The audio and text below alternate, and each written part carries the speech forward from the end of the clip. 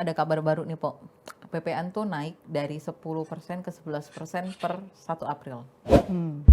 Ya, antara percaya nggak percaya ya, soalnya gue sih berharapnya ini April Mop ya kan. Harapan kita semua. Iya. Tapi kayaknya nggak mungkin deh April Mop, karena memang pemerintah ini memang lagi butuh duit juga. Karena kemarin kan COVID tuh ngabisin duit lumayan gede ya. Terus juga pajak juga pada turun, karena kan perusahaan-perusahaan juga pada pusing, kolaps gitu kan. Akhirnya ya mau nggak mau harus ada yang dinaikin loh gitu. Jadi memang naik nih. Gimana dong? Itu efeknya akan naik semuanya, Po.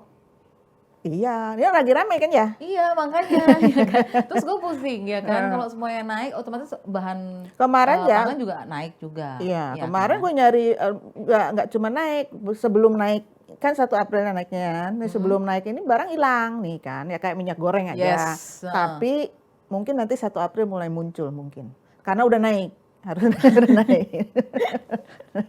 Bahan pangan juga ya, pada naik juga ya. Benar-benar pada naik. Kalau belanja udah mulai berasa ya, kayak gitu ya. Nah, cuman gue agak mikir lagi, ini kalau untuk bahan pangan aja naik gitu kan, yang lain-lain ikut naik, kayaknya biaya untuk menjaga kesehatan. Gue sekarang agak concern ke kesehatan nih, soalnya gue kemarin kan penyintas COVID ya, jadi emang agak takut. Kalau gitu tiba-tiba tuh kena lagi ya. Kena lagi. Ini apalagi Lebaran nih dibuka, tapi Orang bisa meledak lagi nggak ya? Kita nggak tahu. kita, Oke. Moga-moga sih enggak. Amin ya, gitu. Nah, tapi di sisi lain juga kalau ada orang bilang biaya kesehatan itu nggak harus mahal, gue nggak ngerti nih. Ini sebenarnya gimana? Kalau kemarin pas lagi COVID itu memang mungkin kondisi agak extraordinary ya. Dalam 2 tahun itu kan COVID gede banget gitu ya. Jadi semua banyak yang sakit COVID. Rumah sakit juga kan sibuk dengan COVID ya. Betul. Nah, tadinya gue pikir, waduh ini PPN naik, untungnya rumah sakit nggak kena PPN, untungnya.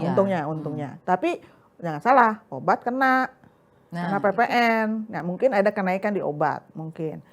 Gue berpikir tadinya naik loh semuanya ya, bakal naik pada semuanya naik. Ternyata pas gue cek, dalam 2 tahun kemarin itu nggak ada kenaikan loh biaya rumah sakit. Jadi sebenarnya bisa murah juga ya, ya moga-moga sih nggak sakit sih, moga-moga. Pengennya itu, tapi kan oke lah, katakanlah biaya untuk perawatan itu memang tidak dikenakan PPN, tapi ya itu tadi loh yang seperti gue bilang, bahwa untuk menjaga kesehatan itu kan juga kita nggak bisa 0 rupiah. Gue mau ngundang temen gue, kok temen sih, nggak temen sebenarnya ya. Bukan temen musuh dong. Dokter, perempuan, biasanya kan laki-laki tamu kita. Oke. Ya. Oh iya ya, selama ini ya. Kebanyakan kan. Baru nyadar gue. Ya kan. Nah, perempuan, dia praktek di Kompas Gramedia. Dokter Susanti. Kita ajakin ngobrol aja. Ini sebenarnya masalah untuk kesehatan itu seberapa gede sih gitu loh, benar. Kayak gitu. Oke, sore Dokter Santi. Apa kabarnya dokter? Selamat sore Mbak Tri, selamat sore Mbak Jumi, kabar baik dong selalu. Mudah-mudahan semua pendengar dan penonton acara podcast ini juga sehat-sehat terus, sejahtera terus gitu. Amin dokter.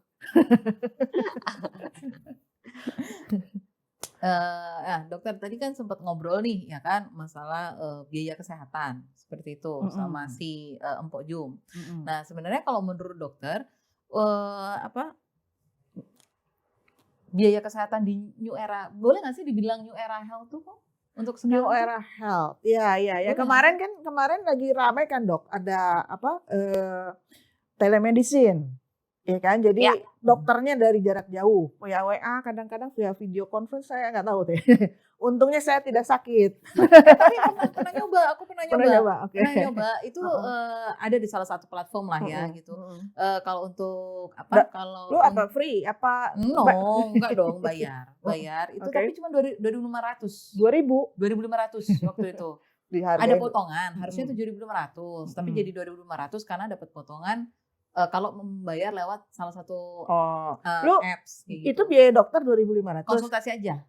Kayak makan ini ya, permen. Terus Parkir aja di tempat gitu.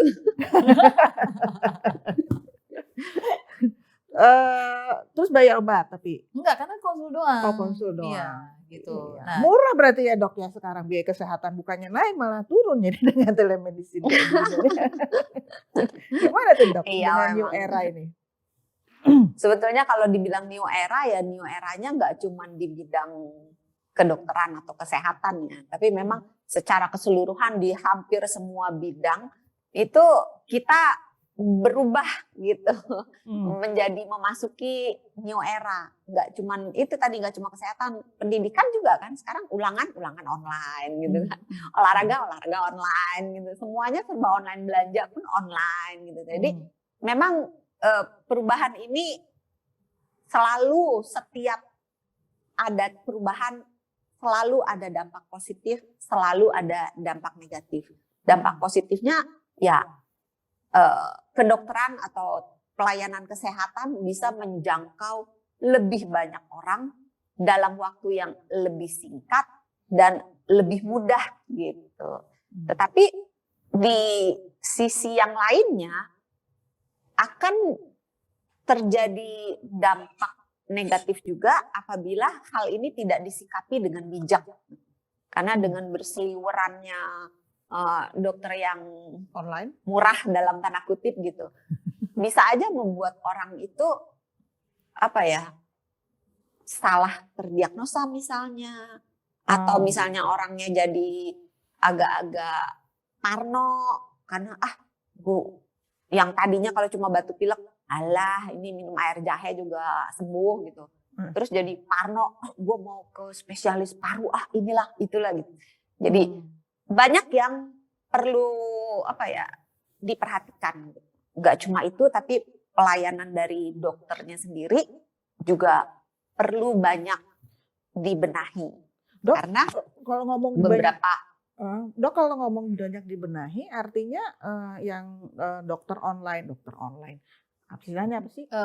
pemeriksaan konsultasi online ini sebenarnya dokternya itu kayak terverifikasi nggak sih sebenarnya jadinya? Oh iya, kalau hal itu tidak perlu dikhawatirkan karena tapi tergantung platformnya ya. Kalau setahu saya platform yang ada di Indonesia itu semuanya membutuhkan dokumen-dokumen yang membuktikan keabsahan dari dokter tersebut yang membuka pintu untuk dia boleh praktek atau tidak gitu. Jadi kalau untuk keabsahan harusnya tidak perlu diragukan, hanya mungkin karena ini mohon maaf biayanya murah gitu ya.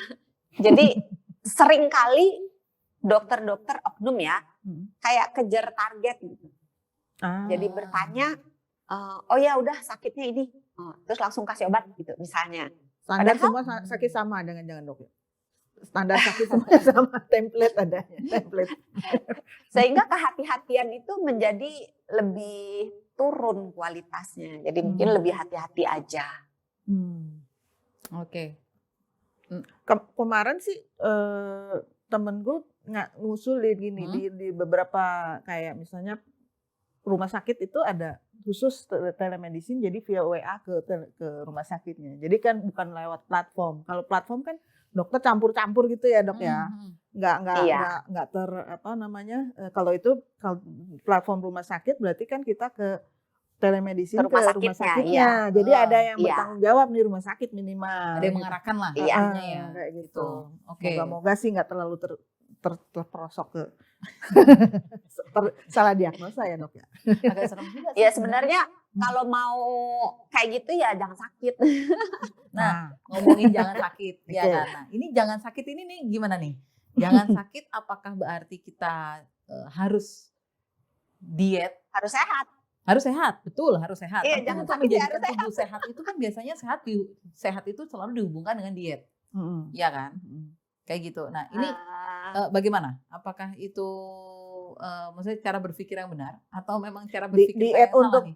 diet untuk menjadi lebih kurus ada juga, diet untuk menjadi lebih gemuk ada juga ya. Ada, tapi Ya, seperti ada. juga kayak diet untuk menjadi lebih sehat. Katakanlah, kenapa gue bisa bilang diet untuk menjadi lebih sehat? Kayak orang-orang yang punya gula darah tinggi, punya kolesterol, dia melakukan diet untuk bisa menjadi sehat sebenarnya, iya kan? Nah, ini gimana, Dok? Nah, sebetulnya pola makan yang saya nggak bilang diet lah ya, saya bilangnya lebih ke pola makan, karena diet itu sebetulnya itu pola makan gitu. Jadi pola makan yang sehat itu hanya salah satu tiang dari gaya hidup kita untuk mencapai kesehatan. Jadi nggak melulu cuma makannya doang gitu. Tentu ada komponen yang lainnya. Komponen lainnya adalah misalnya olahraga, aktivitas yang cukup, aktivitas fisik yang cukup, kemudian tidur yang cukup secara kuantitas, secara kualitas, kemudian tata kelola stres, kemudian menghindari kebiasaan-kebiasaan buruk kayak merokok, minum minuman alkohol, memakai narkoba gitu. Tentunya semuanya itu harus dilakukan secara bersamaan, nggak bisa cuman jaga makan, diet rendah gula misalnya, rendah karbohidrat, tapi nggak pernah olahraga, duduk aja nonton drakor gitu kan. Ya nggak gitu juga gitu. Jadi segala sesuatunya itu harus dilakukan dalam porsinya masing-masing dan rutin dilakukan. Maksudnya nggak cuman ini abis dengerin dokter Santi nih, dokter Santi bilang kalau mau hidup sehat tuh harus jaga makan, olahraga, tidur yang benar. Seminggu doang, sebulan paling lama, abis itu lupa gitu. Nah ya nggak gitu juga. Baru ingat kalau ada yang marahin gitu ya, Dok ya. Iya.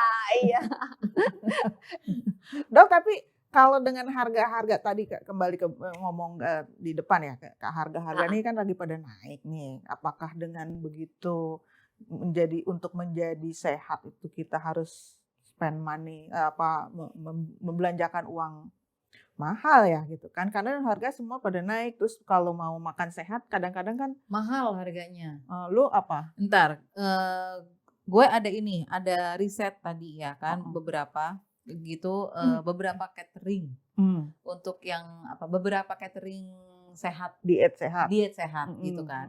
Ya ada yang rendah kalori, ada berapa yang rendah karbohidrat. Untuk range harganya aja ya, Po ya. Range harganya itu mulai dari 30.000 per porsi sampai 49.000 per porsi. Tapi ada juga yang mereka nawarin paket itu sekitar ya 300-an ribu per minggu dengan makan itu sehari 2 kali, lunch sama dinner kayak gitu. Itu 30 sampai itu tuh per sekali makan. 1 kali makan. Oh. Nah, itu berarti 2 kali makan dong atau 1 kali makan sehari? 2 dong. Okay. Tapi nggak tahu gimana nih, Dok. Kalau emang diet harus 1 kali aja itu cukup, ya kan? Spend money 49.000 lah ya, kayak gitu itu cukup. Atau harus 2 kali. Berarti kalau 2 kali capek ya, Bo. Mahal. Jadi yang pagi kagak makan. Enggak pakai makan. Atau murah meriah gitu beli gorengan. Nggak ada gunanya nih diet nih. Iya. Gimana, Dok? Jadi sebetulnya kalau ditanya 49.000 range-nya itu mahal atau enggak, ya tergantung nanyanya ke siapa gitu kan. Kalau nanyanya yang penghasilannya digitnya sebanyak dengan digit nomor handphonenya gitu, itu masuk banget gitu kan. Tapi kalau nanya yang penghasilannya cuma 1,5 juta sebulan, waduh, bisa kagak tidur di tempat kos itu, tidur di jalanan kan mau makan segitu gitu. Belum lagi PPN-nya, belum lagi ongkirnya gitu kan.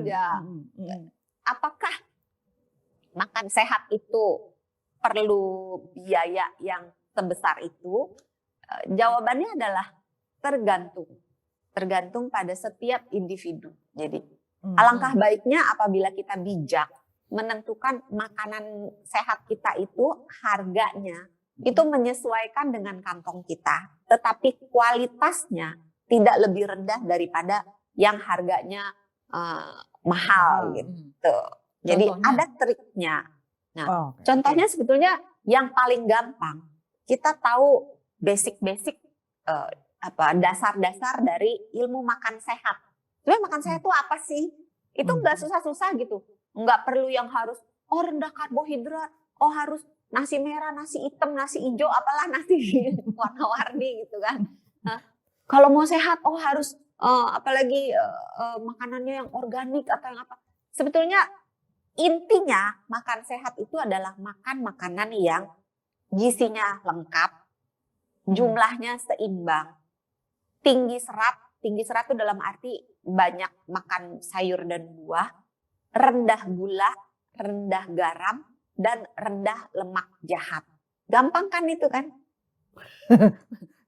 Tapi nyarinya yang susah kadang-kadang. Iya, sekarang rendah Enggak. lemak jahat. Ini gimana nih rendah lemak jahat? Gorengan. Lah tempe goreng loh dok, gimana? Ya itu dia. Misalnya gini, kalau Deep fried. kita mau tempe misalnya, kalau kita mau milih tempe ada yang digoreng, ada yang disanten, ada yang ditumis. Yang paling sehat yang mana? Yang ditumis. Jadi kalau seandainya kita bisa memilih tempe yang mentah dengan kualitas yang terjaga, yang bisa kita makan mentah tanpa ada kuman-kuman dan seterusnya, misalnya kita bikin sendiri tempenya gitu. Tempe yang mentah jauh lebih baik daripada tempe yang ditumis. Tempe yang ditumis jauh lebih baik daripada tempe yang digoreng. Nah itu kan main gradasi.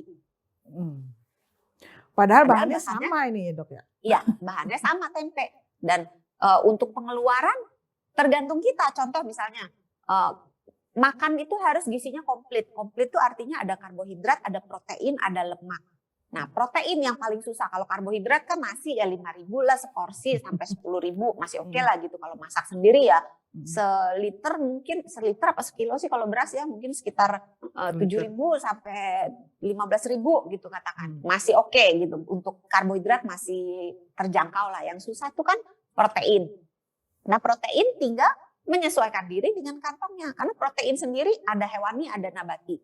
Kalau misalnya kantongnya tipis banget gitu, ya pakainya protein nabati, jangan pakai protein hewani. Tapi kalau misalnya kantongnya agak tebel dikit, boleh naik ke protein hewani. Misalnya lo punya duit, mampulah beli telur gitu kan. Telur kan sekilo paling berapa ya, 25.000. Mohon dikoreksi ya. Benar, kemarin baru beli 26 tapi. Oh benar ya, mepet dikit ya. Nah sekilo kan bisa dapat 15, 12, 16 butir ya. Nah berarti sebutirnya sekitar 2.000. Ya. 2.500 kan? Nah itu kan murah. Hitung dulu. Kalau misalnya kantongnya agak tebel dikit, bisa beli telur, silakan makan telur. Tapi kalau misalnya Sultan mau kalau telur doang kan nendang, mau makan daging sapi, sapinya pun harus yang wagyunya pun yang grade-nya kan wagyu ada grade tuh. Maunya grade yang paling tinggi gitu. Ya mau aja, tergantung kantong kan. Yang penting di dalam satu kali makan itu ada proteinnya. Nah, proteinnya range-nya begitu luas harganya sehingga kalau dibilang makan sehat itu mahal, ya makan sehat itu tergantung bagaimana kita mengelola keuangannya, seberapa kita mengalokasikan pengeluaran kita untuk makan tersebut. Nah dari situ kita berangkat dari situ kita bisa menyesuaikan makanan apa yang harus kita beli, atau kalau mau murah lagi ya masak sendiri tentu lebih murah. Jatuhnya lebih murah ya kayak kalau masak ya, soalnya lebih enak ininya ya, lebih belinya bulk. Oh iya banyak. Iya. Terus bisa ini ya, maksudnya cara masaknya atau kasih bumbu apa segala macam bisa terkontrol ya. Betul. Dan lebih bisa menyesuaikan dengan rasa pribadi. Karena kalau kita ke warteg kan ada yang gak suka pedas. Nah makanan di wartegnya terlalu pedas. Kalau bikin sendiri bisa kan nggak pakai cabai misalnya. Jadi lebih fleksibel. Nah berarti kalau gitu bisa disimpulkan bahwa memang untuk untuk makanan agar kita asupan makanan lah ya, asupan makanan untuk kita sehat itu nggak selalu mahal. Nggak selalu mahal. Iya kan? Ya, gimana kita ngaturnya ya dok ya? Iya betul. Karena slogan saya itu selalu saya mengatakan sehat itu mudah, sehat itu murah. Jadi mudah dan murah. Itu masalah makan dok. Kalau olahraga nih, kan ada yang maunya nge-gym ya, berenang. Nah, berenang susah.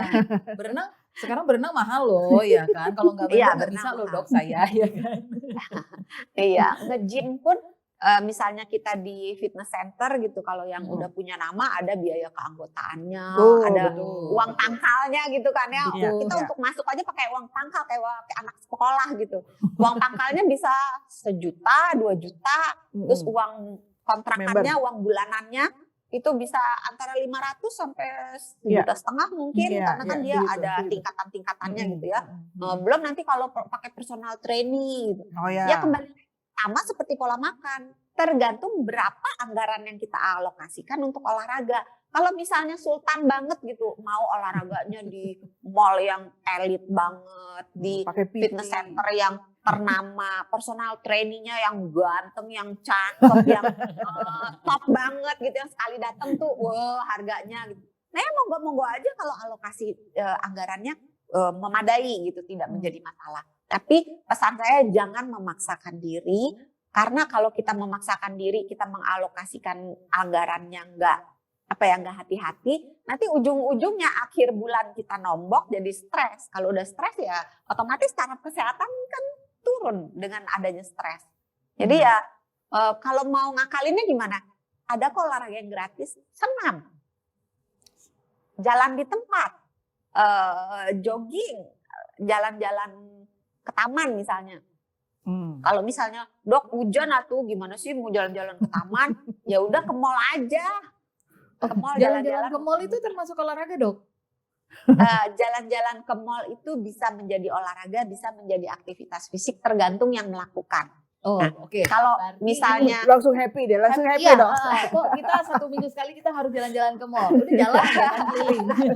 iya, kalau jalan-jalannya itu mau dijadikan sebagai olahraga, jalannya itu nggak boleh stop. Nah, Nggak bisa Jadi ini dong, nggak bisa cek-cek ini nih barang. Nah, kalau mau Muter cek dan terus. recheck itu harus berhenti gitu. Berarti itu jalannya adalah aktivitas fisik, bukan olahraga. Karena olahraga dan aktivitas fisik itu dua hal yang sama-sama kita perlukan, tetapi berbeda. Kalau olahraga itu dia terukur, terencana, ada tujuannya. Kalau aktivitas fisik itu sekedar pokoknya badanmu bergerak dan menghabiskan kalori, membakar kalori. Jadi kalau cuma jalan-jalan santai, lihat-lihat di toko, belanja, itu termasuk aktivitas fisik.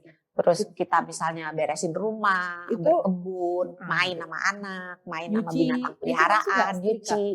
Itu masuk ke aktivitas fisik. Hmm. Jadi kita bergerak. Tapi kan nggak ada nyuci harus pakai pemanasan dulu gitu, peregangan. Enggak. Kalau olahraga kan pakai. Kalau olahraga itu ada pemanasan, ada peregangan, ada latihan inti, dan ditutup dengan pendinginan. Jadi kalau ditanya olahraga itu mahal atau enggak, kembali lagi bisa dibuat menjadi 0 rupiah, bisa dibuat menjadi nolnya banyak gitu. Tergantung anggarannya bagaimana kita bijak memilih. Kalau misalnya, aduh bosen atuh dok kalau jalan dulu gitu. Ya udah senam aja. Kan sekarang senam aerobik banyak, modal pulsa atau modal data, buka YouTube, ngikutin gerakan, bisa. Jadi banyak pilihan-pilihan yang bisa dilakukan menyesuaikan dengan budget yang kamu miliki. Dok, ada ukuran nggak untuk aktivitas, untuk olahraga itu? Misalnya untuk menghabiskan berapa kalori itu sehari perlu jalan berapa? Karena kan kadang-kadang orang berpikir, saya sih sering berdebat sama Tri. Dia bilang dia udah berolahraga, tapi saya bilang kayaknya itu aktivitas fisik aja gitu kan. Enggak, olahraga dong. Oh, dok. Olahraga dong dok. Saya jalan 10.000 langkah per hari dok. Dan Jalannya itu berhenti-berhenti nggak? Enggak. Saya hitungin dok langkah Pakai- saya pakai tiap Pakai hari. pemanasan. sekarang sih enggak, Oh. kemarin ya. belum olahraga. Itu juga mau Mbak Jumi. belum olahraga itu baru aktivitas fisik gitu. Jadi kalau mau olahraga, mulailah dengan pemanasan, mulailah dengan peregangan, kemudian latihan intinya, kemudian pendinginan. Jadi itu ada pakemnya gitu. Tapi bukan berarti jalan yang dilakukan Mbak Tri itu kemudian menjadi sia-sia alias nggak berguna, nggak juga, karena kita butuh aktivitas fisik. Tapi kalau ditanya berapa banyak kita butuh olahraga, itu jawabannya adalah tergantung intensitasnya. Kalau intensitas olahraganya itu kira-kira yang intensitas menengah, jadi kayak misalnya kalau jalan cepat gitu ya, itu kita butuh sekitar 150 menit minimal ya, 150 menit per minggu di dalam dosis yang terbagi. Jadi nggak bisa dirapel. Oh dokter saya cuma sempat hari Minggu doang, Senin sampai Sabtu kan kerja gitu, hari Minggu doang, terus 150 menit sekali olahraga di hari Minggu, nggak bisa. Jadi harus dibagi dalam satu minggu itu 3 sampai lebih dari 3 kali lah minimal ya. Terus kalau untuk yang intensitasnya tinggi, kayak misalnya lari, itu boleh 75 minimal ya, 75 menit per minggu dalam dosis yang terbagi. Dan itu kan baru olahraga yang aerobiknya. Ditambah dengan olahraga yang anaerobiknya, mungkin olahraga untuk kelenturan, olahraga untuk kekuatan otot, untuk membangun massa otot gitu, itu seminggu 2 kali. Itu bisa setiap hari harus olahraga dong ya dok ya? Kalau begitu hitungannya ya. Harus setiap hari olahraga, itu hampir setiap hari olahraga dong ya dok kalau gitu hitungannya. Ya tergantung kalau standarnya misalnya misalnya seminggu mau 5 kali, berarti kalau misalnya mau yang moderate, yang intensitasnya menengah gitu, 150 bagi 5 berarti 30 menit per harinya. Tapi kalau mau seminggu 3 kali, 150 bagi 3 berarti per kali olahraga 50 menit. Iya. Gitu. Udah ada belum? Udah pernah dong kemarin. Jangan sedih, ya kan? Udah pernah. Cuman ini emang sebulan ini gimana ya? Nah, untuk menjadi sehat nggak bisa cuma sudah pernah atau once upon a time gitu kan, suatu ketika gitu. Waktu dulu ya dok ya. Iya. Dulu waktu SMA sih, nggak sejauh itu dong. Gitu. Soalnya kuliah kan udah gak ada olahraga kan? Betul. Iya, jadi bener dong, terakhir SMA kan gue olahraga dulu waktu SMA seminggu sih 3 kali dok waktu itu. Sehatnya waktu itu. Enggak dok, saya terakhir olahraga rutin tuh November, Desember, Januari, Februari, Maret loh. November 2000. November 2000, nah kan iya, nah itu dia. Tahun 2000 dok. Lama banget ya. Dok, mau nanya, kalau misalnya kayak begini ya, kadang-kadang kan kejeda gitu kan, ada aktivitas, terus yang tadinya rutinitas nih udah setiap hari jalan gitu kan, makan udah sehat, olahraga jalan, tiba-tiba ada kejeda, misalnya entah nih bentar lagi nih ada libur lebaran ya kan, gitu. Lupa kan semua tuh, buruk gitu kan, pulang kampung, ketemu teman, ketemu sibuk keluarga, pokoknya. sibuk udah lupa. Nah itu kan kejeda tuh, kadang-kadang untuk memulainya lagi itu kan yang jadi problem itu kan, males. Nah, mengumpulkan niat. Terus nanti habis olahraga pegal semuanya badannya. Gimana tuh dok? Bener. Nah kuncinya adalah jangan sampai kejeda. Udah kejeda dong, gimana dong? Jangan sampai kejeda. Terus kalau puasa gimana dok? Kan lemes gitu kan. Lah kan bisa ngabuburit olahraga. Gue tahun lalu ngabuburit loh olahraganya. Jangan sedih. Itu tahun lalu. Masih ada kesempatan tahun ini. Dok, selain itu, selain ngomongin olahraga, pola makan, ya kan, gaya hidup lah, ya kan. Sebenarnya asuransi itu penting nggak sih? Untuk mengcover kesehatan. Betul, kan itu masuk ke dalam biaya kesehatan dong. Iya nggak? Iya. Nah, gimana? Sebetulnya kalau ditanya penting tidak, jawabannya adalah penting. Oke. Alasannya? Alasannya, karena sehat itu mudah dan sehat itu murah, sakit itu susah dan sakit itu mahal. Alasannya sesimpel itu. Jadi di mana-mana ya, yang namanya sakit itu mahal. Belum kalau sakitnya itu sakit yang menyebabkan seseorang hilang produktivitasnya, dan menyebabkan seseorang itu hilang kemampuan kemandiriannya dalam menjalankan fungsi-fungsi dasar kehidupannya. Dalam arti gini, misalnya Stroke. Gitu dia ya. kena stroke, ya, terus dia mati setengah badan, maksudnya misalnya tangan kanannya dan kaki kanannya kemudian menjadi lumpuh, kemudian dia tidak bisa bangun, kemudian tidak bisa bicara misalnya. Maka orang tersebut yang tadinya bisa mencari uang, misalnya tadinya dia kerja jadi pegawai atau jadi apa gitu ya. Kemudian dengan kecacatannya ini dia menjadi tidak bisa bekerja. Itu aja dia sudah hilang income dan dia harus diimpanin orang kan. Ya kan? Jadi dia menjadi beban dari orang lain. Nah, terus belum kalau dia kehilangan kemandiriannya karena kelumpuhannya, dia tidak bisa bangun, tidak bisa duduk, tidak bisa berjalan, maka dia untuk urusan Sehari-hari basic hidupnya dia, makan, mandi, buang air besar, buang air kecil, itu harus dibantu oleh orang lain. Berarti ada orang yang produktivitasnya akan menurun, dikorbankan untuk menjaga orang yang sakit ini. Ya kan? Berarti kan ada dua income yang hilang, income dari orang tersebut yang hilang plus income dari orang yang menjaga.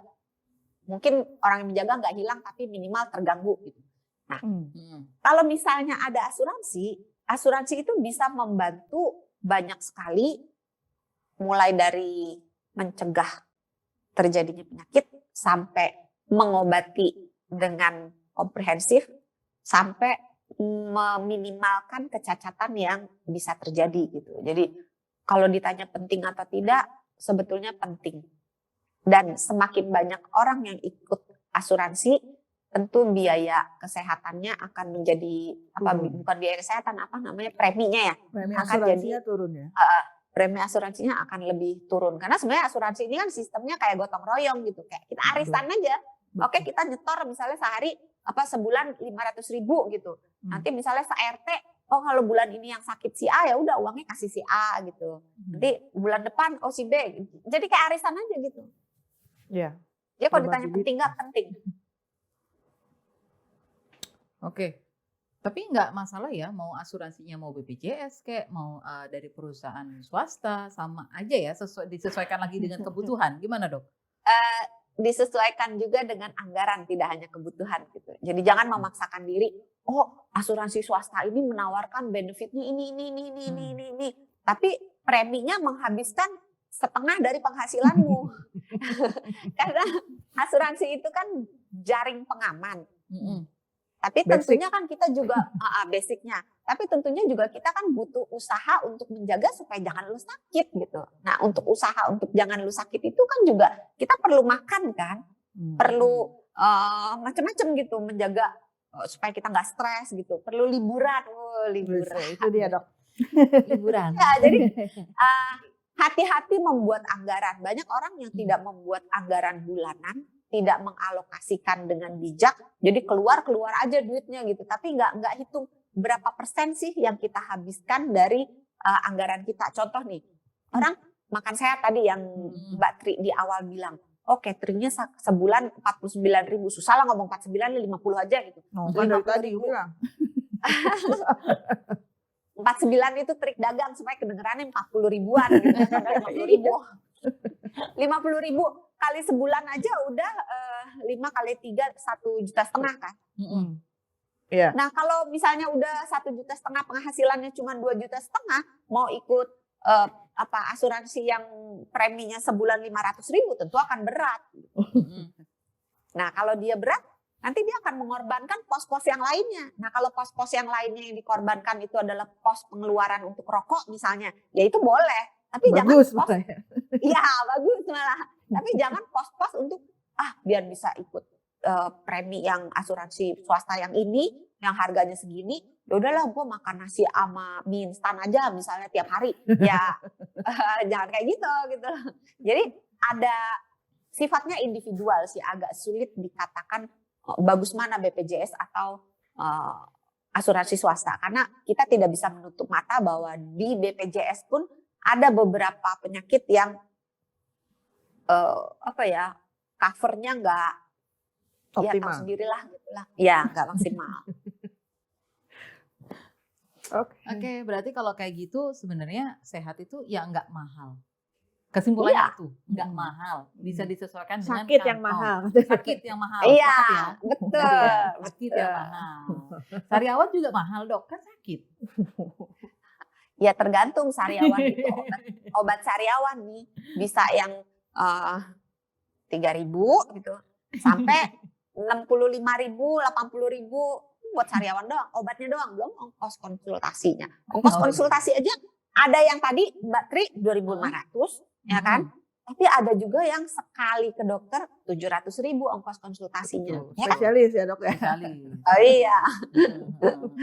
Tapi yang pasti juga mengelola stres. Ya. Ya. Holiday. Holiday. Ya. katanya, Dok. Iya. Mahal dong dok. Nah bisa dibikin jadi murah gitu. Misalnya saya punya temen itu dia menarik sekali. Tapi ini bukan karena kondisi keuangan, tapi karena dia takut. Dia punya komorbid banyak gitu. Jadi dia tidak mau bepergian di masa COVID. Tapi dia kasihan dengan anaknya. Terus dia bikin akal lah di lantai 2 di dekat tempat jemurannya itu. Dia bikin kayak camping-campingan gitu. Terus barbekyuan di atas gitu. Anaknya happy. Dia juga happy. Kan liburan. Ya, asik juga ya kayak gitu ya. Soalnya Iya, sekarang kalau asik. mau liburan murah kan identik kalau orang Jakarta liburan murah kemana? Ke Puncak. Mau kemana? Ke Lembang, ya kan? Iya, macet. Sekarang kan Iya staycation juga. dong. Itu enggak apa kalau Malah kata tambah orang zaman stres. sekarang itu enggak healing, cari penyakit makinan. Tambah Iya, stres. makanya, mengelola stres itu caranya banyak. Mulai dari yang 0 rupiah sampai yang nolnya banyak berderet-deret gitu. Yang 0 rupiah ya tadi kita sekedar jalan-jalan di taman misalnya. Atau beberes rumah itu bisa menjadi obat stres. Beres, betul dok. Iya. Kan kalau jadi rapi udah jadi happy. Iya, nah tuh Mbak Jumi udah ini tuh, udah melakukan kayaknya tuh. Jadi kalau dia lagi resah dia beberes. Oh iya betul. Pindah kosan gua aja. Sering-sering Mbak Tri sering-sering Mbak Jumi dibikin stres tuh, habis itu bawa ke kosan. Beberes. Ya kan? Ada juga yang main dengan binatang peliharaan juga lucu. Misalnya punya kucing atau punya anjing gitu. Main dengan binatang itu bisa meredakan stres dengan sangat cepat gitu. Terus atau misalnya Ikan berkebun. juga dok. Ikan juga kadang-kadang ya. Ikan dok. Iya, Ikan. iya. Ikan itu bisa dipelihara dan bisa dimakan. Ya Kolam kali kalau tinggal kita angkat, melihara goreng. ikan cupang dimakan loh ikan cupangnya. Cupang berapa sih? Cupang susah juga nih. Ada yang Ada yang 2.000 mahal, ada yang perak. murah. Nah iya, ada yang 2.000 perak, ada yang konon kabarnya bisa sampai jutaan gitu. Ikan doang seekor gitu, nggak masuk akal gitu kan. Tapi ya itulah, segala sesuatu itu menjadi over value atau sesuai dengan value-nya ya bagaimana kitanya gitu. Jadi kalau dibilang liburan untuk meredakan stres itu mahal, ya bisa diakalin, disesuaikan kembali lagi, disesuaikan dengan budget pribadinya. Kalau Sultan monggo aja, aku mau lihat aurora. Wih. Wah, monggo, yuk gitu kan. Tapi ya lihat aurora film kartun aja lah, ya udah. Oke, kalau kayak gitu. Kayaknya insight-nya dari dokter ini mencerahkan.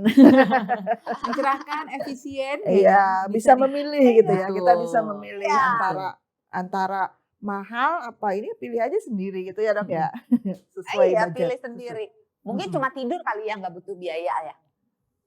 Kalau Terbang. udah jadi penyakit nggak bisa tidur jadi mahal juga sih dok Iya kayaknya. benar ya, benar. Iya kan, Benar Dok? sih. Sebenarnya nggak bisa tidur itu sekarang ya jumlah penderitanya naik loh Betul. sejak COVID. Kurang aktivitas apa gimana tuh dok? Segala sesuatu bisa menyebabkan itu. Nggak cuma kurang aktivitas, kurang duit juga susah tidur. Oh, Oke. Sensitif ya dok. Ini kayaknya Mbak Tri dan Mbak Jumi setuju nih dengan pernyataan. Setuju dok, setuju. Langsung, oke siap, itu emang alasan utamanya. Makanya kalau mau banyak punya duit, bacalah kontan, gitu kan? Betul. Oh, betul. Supaya tahu bagaimana caranya mengelola keuangan, bacalah kontan, gitu kan? Betul dok, betul Supaya dok. tahu bagaimana caranya sehat itu yang mudah dan murah, bacalah kenapa ya dok.com. Oh, siap. Oke, kalau kayak gitu Dokter Santi, terima kasih ya Dokter Santi untuk sharingnya. Iya, sama-sama. Mudah-mudahan nih podcast kali ini yang diselenggarakan oleh Kontan bisa menjangkau lebih banyak orang, bisa mencerahkan lebih banyak orang, sehingga slogan sehat itu mudah, sehat itu murah bisa benar-benar diterapkan. Jadi kita semua bisa menjadi sehat dan produktif. Oke, Dok, terima kasih. Terima Sampai kasih, ketemu Dok. lagi. Sampai ketemu. Sama-sama, sampai ketemu lagi.